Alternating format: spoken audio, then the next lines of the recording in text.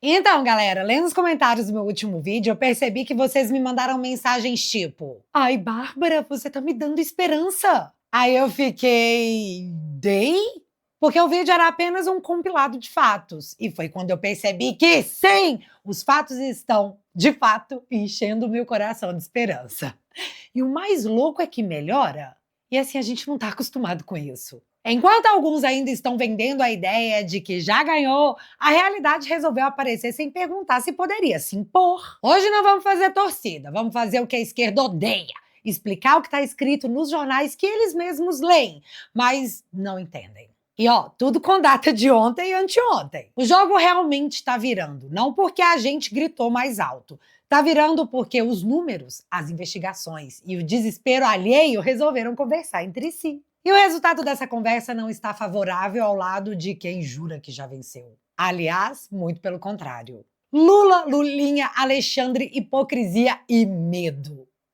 Muito medo. Portanto, pega seu café e deixa eu te atualizar.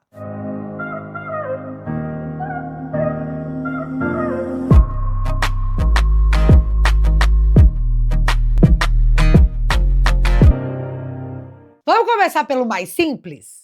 Números, porque números não mentem. Pesquisa BTG Nexus, divulgada ontem, mostra Lula com 41% e Flávio Bolsonaro com 37%, o que significa um empate técnico já no primeiro turno. E no segundo turno, a diferença seria de 1 ponto, 46 a 45. A pesquisa detalhou onde o Flávio cresceu numericamente e a resposta é deliciosa. Entre a população de baixa renda com 1 a 2 salários, o Flávio saltou de 30% para 44%. E já o Lula caiu de 47% para 37%. Ou seja, os pobres estão enfim cansados de serem os pobres favoritos do Lula e estão decidindo sair dessa. Entre os beneficiários do Bolsa Família, Flávio foi de 18% para 23%. Já o Lula caiu de 70% para 58%. O que mostra o fim do aprisionamento eleitoral por programa social. No Nordeste, Flávio deu um salto de 24% para 34%. Já o Lula caiu de 57% para 48%. E esse dado quase fez escorrer uma lágrima no meu olho. Entre a população que possui apenas o ensino fundamental, o Flávio foi de 29% para 39%. E o cara continuou subindo entre os homens de 25 a 40 anos, do interior, enfim, tá subindo em tudo. Então a esperança não é torcida, é dado concreto. A Veja publicou a análise de um cientista político dando o tom do funeral. Lula bateu no teto e o Flávio interrompeu a fase negativa. O contingente de indecisos agora é pequeno, ou seja, não tem mais já ganhou e esse clima de velório já está estampando os jornais. Lulinha, Ia e até El Ninho tiraram o clima de vitória fácil do entorno do Planalto. E eu acho essa matéria muito louca porque os caras já estão contabilizando a perda eleitoral devido ao El Ninho, já que o que o Lula fez para prevenir desastres nos últimos 4 anos? Essa conta eles não vão conseguir empurrar pro Bolsonaro e já estão tipo... Já avisei que vai dar merda isso. Mas piora, olha a Folha jogando terra em cima. Lula vê dificuldade para ampliar eleitorado e o PT teme segundo turno. Não tá difícil de entender esse medo do Lula. Ele é o único candidato de esquerda contra 5 de direita. E assim, ele já está empatado com o Flávio. Logo, num segundo turno, os votos da direita irão se concentrar no candidato que for contra o Lula. Bem como aconteceu com Milei na Argentina. O Lula já assistiu esse filme que em breve, se Deus quiser, vai estrear no Brasil. Didaticamente falando, quando o candidato que prometeu picanha começa a perder eleitor do Bolsa Família e do Nordeste, o problema, meu amigo, não é fake news.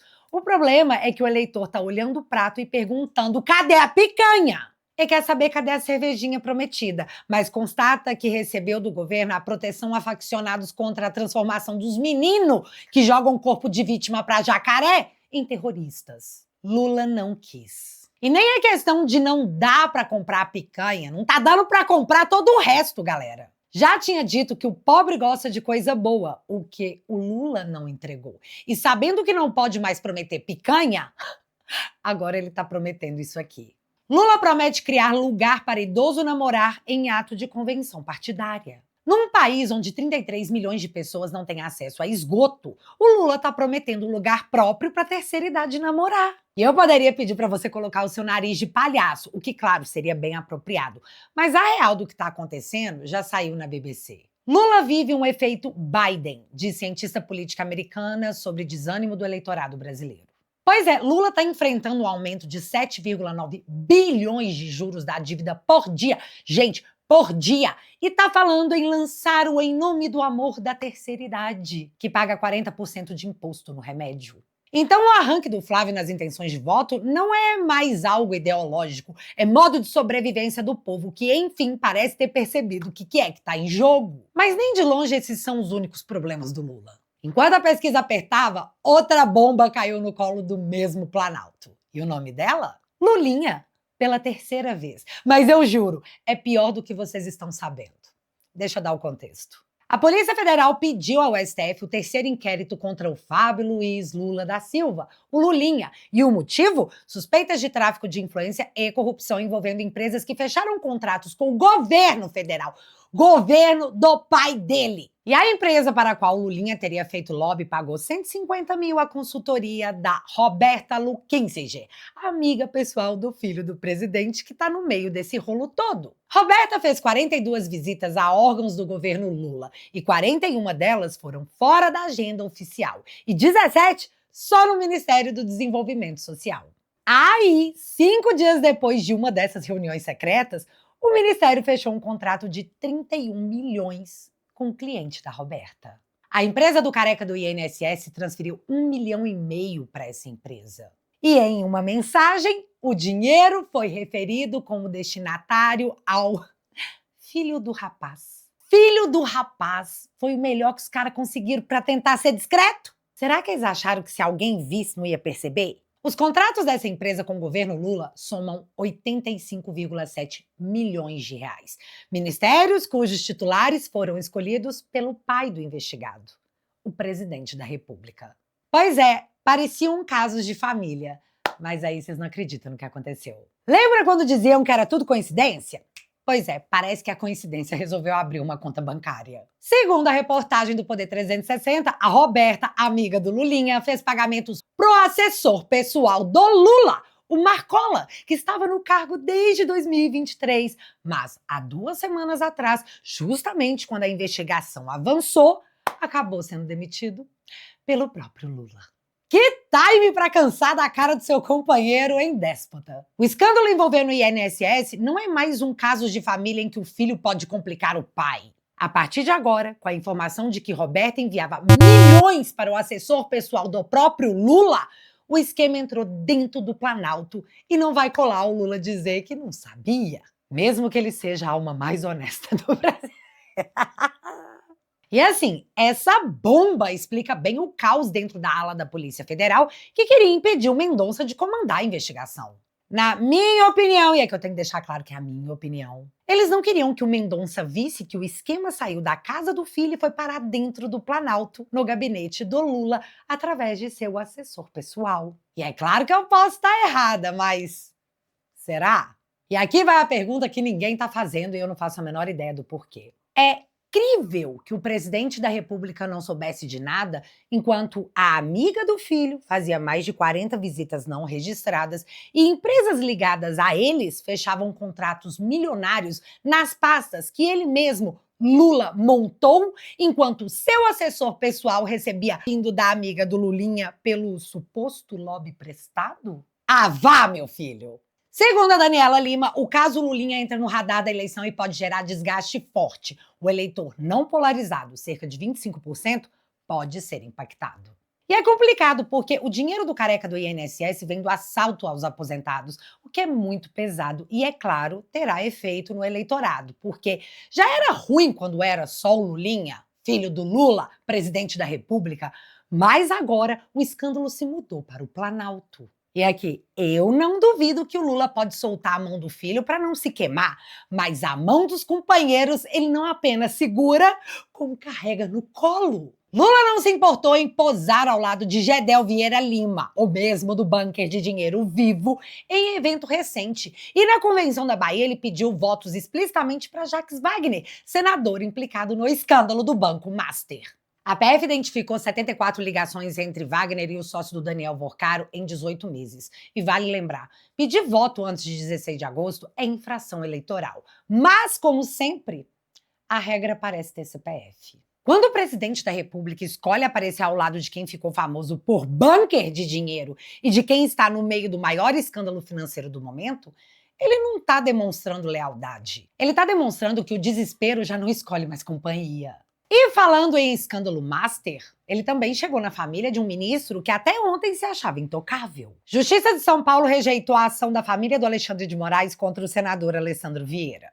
E sabe o que era essa ação? Era o Xande e a dona Vivi pedindo 60 mil por danos morais. E o motivo foi o fato do Alessandro, em entrevista, falar em circulação de recursos entre o PCC e os familiares de ministros do STF, ligando depois ao escritório de advocacia da família Moraes, contratado pelo Banco Master por 129 milhões. O juiz entendeu que havia imunidade parlamentar e não havia dolo. Então, ação rejeitada. Pensa na cara de tacho do imperador vendo que não governa mais o estado judicial que ele achou que tinha imposto. Depois do escândalo Master, o Alexandre de Moraes descobriu que virou tóxico. Os superpoderes que funcionavam quando o alvo era a direita começaram a falhar quando o alvo era a própria família. Ele não é mais unanimidade jurídica. Aliás, ele virou um personagem de novela das 8 que o público já cansou. Mas não apenas isso, defendê-lo é arriscado.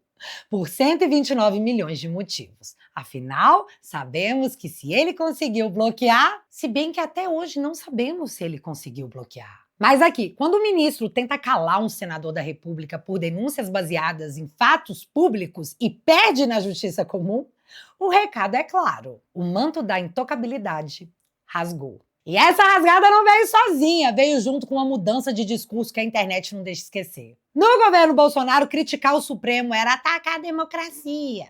Hoje, o atual presidente da corte diz que criticar o Supremo fortalece a democracia. E por que a mudança, fraquinho? Na minha opinião, é porque as denúncias contra os ministros são gravíssimas e públicas. E quem sabe o que está devendo prefere mudar o manual do que enfrentar o espelho. Mas tem mais revés para o imperador, ou ex-imperador. Sei lá. O Congresso aprovou a lei da dosimetria e o Alexandre de Moraes suspendeu os efeitos sem nem precisar de decisão monocrática formal. Uma violação clara da forma como a lei deveria ser aplicada e ninguém até agora questionou isso formalmente.